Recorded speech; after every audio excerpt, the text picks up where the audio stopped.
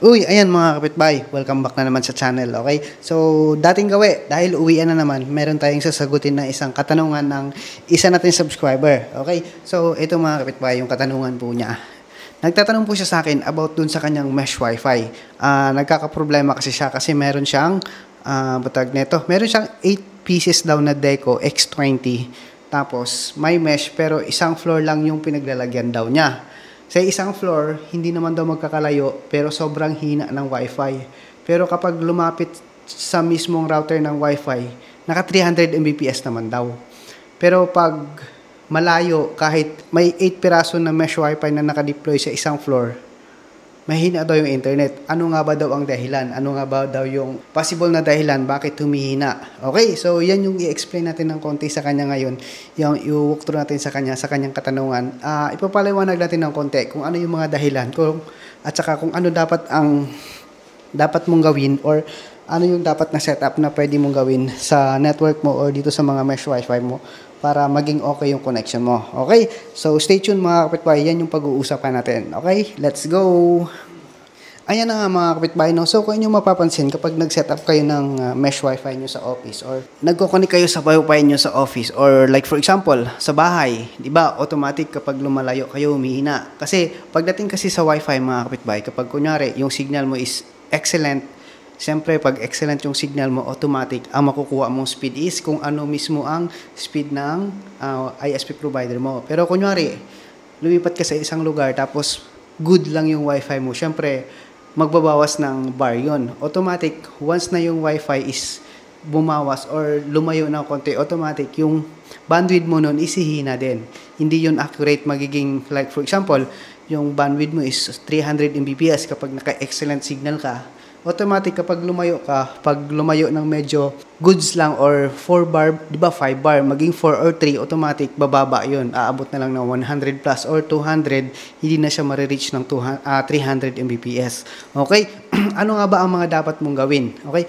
Dito kasi sa mesh connection, may tinatawag tayo na hardwire mesh connection. Meron tayong tinatawag na pure wireless mesh connection. Paano nga ba natin malaman yon? Paano yung example? Like for example, dito sa amin mga kapitbahay, naka-mesh kami, nakatipiling kami, yan. Ito yung isa ko sa mga mesh. Kung yung mapapansin, meron siyang, wait lang, ililipat natin yung mic natin. Nahihirapan ako eh. Ayan, kung yung mapapansin, meron siyang wire. So, ang mesh namin dito is naka-hardwire connection, which is, lahat ng mesh namin is merong ganito. Tapos, yung cable na to nakalatag papunta dito sa isa sa mga switch namin, which is sama-sama sila lahat dyan. Pero, hindi yun naka-individual, naka-mesh yun, iisang SSID lang. Magkaiba po kasi yun. Kapag hindi naka-mesh, like for example, naka-individual, iba-ibang SSID, mahihirapan ka, like, pag naglakad ka, automatic mag-reconnect ka sa isang wifi. Ang pinagkaiba kasi kapag naka-mesh, automatic, kung saan ka malapit na router, dun ka niya ililipat. Okay, kumari, lumayo ka dito, humina yung signal, automatic, malidetect ng system niya na mas malapit ka dun sa mas malakas na signal, automatic, ililipat ka niya dun. Okay, so ganun yung trabaho ng naka-mesh wifi. Meron naman na mesh na naka-set up na pure wireless. Okay, paano nga ba natin malalaman yon? For example, yung sa akin kasi, yung pinaka-main ko neto is nandoon sa office area. Ito kasi, ano lang to, pangalawa na ata to.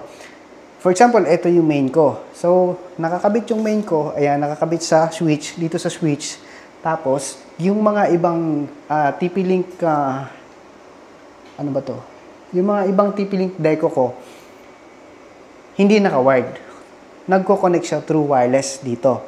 Wala siyang ganito. Okay? Kung yung mapapansin sa sinasabi ko na, yung mga mesh namin dito is merong ganito, naka-hardwire. So, lahat ng wire na yun papunta dito. So, hindi nagiging problema yung distance ng bawat AP doon sa connection. Kasi, kumari, kahit malayo to, yung signal na nakukuha ko rito through wireless is poor, pero dahil naka-wired, automatic, mabilis pa rin yung bandwidth na makukuha ko from dito papunta doon sa ISP provider ko. Hindi magbabawas kasi nga naka-wired. Okay? Ang pinagkaiba naman kapag naka-pure wireless mesh wifi is, like for example, ito yung main, tapos yung pangalawa na AP is lumayo. Lumayo siya doon. Like, For example, kapag nagtingin ka sa cellphone ng Wi-Fi scanner, Wi-Fi meter, nakalagay is good lang. So, automatic, ang connection from dito, papunta dun sa isang AP is slow na. I mean, may bawas na. So, kapag doon ka malapit sa isang router, makikita mo, full signal ka. Full signal ng Wi-Fi na binibigay ng router na kung saan ka malapit. Pero yung connection ng from main to second AP is poor. Magkakaroon ka talaga ng problema nun kasi mahina yung ibabato niyang signal from here. So, ang makukuha na, kumari, 300 Mbps. Sana naintindihan nyo, di ba? 300 Mbps yung binibigay ni ISP mo. Tapos, pagdating dito, kasi naka-wired, same na nakukuha niya is 300. Pero, pagdating doon sa second AP, ang nakukuha ni second AP na signal from main AP is goods lang. Which is, hindi siya full bar. Like, for example, naka 3 bars lang. So, automatic, may loss na yon. Automatic, ang makukuha lang ng second AP is like, for example, 100 or 150 or 200. Kapag connected ka doon through wireless. So, ang cellphone mo, magkoconnect doon, makikita mo is full signal. Pero, pag nag-speed test ka, is maabot lang ng 100 or hindi pa nga minsan lumalagpas. Dahil nga, ang dahilan nun, is ang connection ng main AP papunta dun sa second is kulang. So, ano nga ba ang dapat mong gawin para ma-full mo yung speed na makukuha na the same dito ng nakukuha ng main AP dun sa second AP mo. So, ang gagawin mo, kuha ka ng access mo yung ano neto, yung kanyang app sa cellphone. Makikita mo kasi doon sa app ng mga Deco or TP-Link, makikita mo rin yung signal strength. So, i-adjust mo. Like, for example, ito yung main ko. So, ito yung pangalawang AP ko. Ilalapit ko siya doon sa main AP, tapos titingnan ko yung status doon sa app. Kapag nag-excellent, yun. Goods yun. Okay? So, iba pa rin talaga ang speed ng naka-wired connection kaysa doon sa wireless. Okay? Like, for example, ang example po natin dyan is yung mga cell site. Kung yung mapapansin, yung mga cell site. Kapag dito sa Maynila, yung mga cell site, wala kayong makikitang bilog na antena na gano'n, yung point-to-point connection. So, ibig sabihin, naka-wired yun. Nakalatag yung fiber mismo papunta doon sa poste na yun or papunta doon sa cell site na tower, tapos naka-mesh pa rin yun. Kaya kahit saan ka mapunta, yan kasi yung problema sa mga probinsya. Kaya sa probinsya, kapag congested yung isang cell site, bumabagal yung internet dahil nga nahihirapan magbato ng signal kasi kunwari nasa bundok yung tower, so walang fiber na nakalatag doon, so naka P2P lang yun. So iba pa rin ang signal ng iba pa rin yung speed ng naka hardwire kaysa doon sa pure wireless mesh connection. Okay, so sana intindihan nyo, di ba? Ganun lang yun. Ganun lang kasimple. Kapag nag-setup ka ng mesh wifi mo, dalawang bagay ang pagpipilian mo. Maglalatag ka ng kable every area, every room, para ilaan mo doon sa per AP mo para naka-hardwire mesh connection ka.